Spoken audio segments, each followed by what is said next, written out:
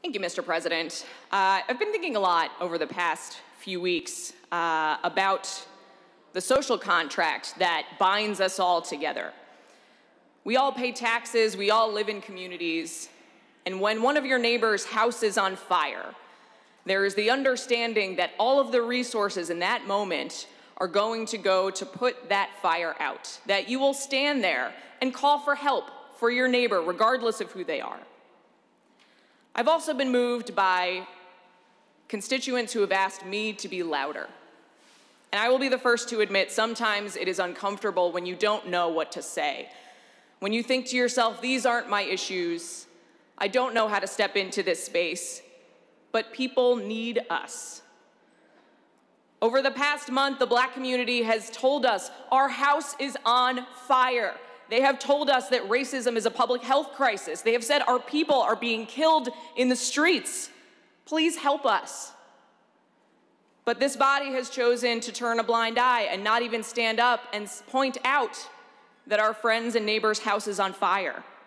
Equality, by its very definition, doesn't exist until everyone has it. And for people like me, a straight married white woman who grew up in a wonderful middle-class family and had access to good schools, I started out a step ahead.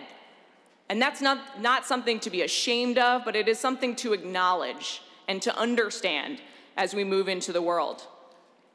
The LGBTQ community has stood up and said, our house is on fire.